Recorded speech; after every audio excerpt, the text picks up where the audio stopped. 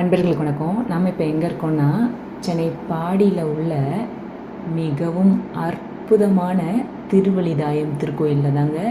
கோயம்பேட்டிலேருந்து நிறைய பஸ் போதுங்க. பாடி Lucas TVS பேருந்து நிலையத்தில் இறங்கிட்டோம்னா இந்த கோயில் வெறும் 5 நிமிஷம் தாங்க. ரொம்ப ரொம்ப விசேஷமான திருத்தலம், ரொம்ப அழகான திருத்தலம், தேவாரம் பாடல் பெற்ற திருத்தலம். இந்த கோயில் குரு பரிகாரத்தலங்க.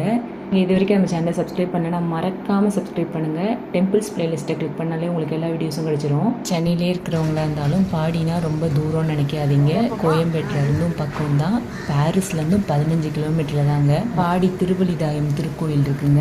தேவாரம் பாடல் பெற்ற சிவாலயங்கள் இது 254வது திருத்தலங்க.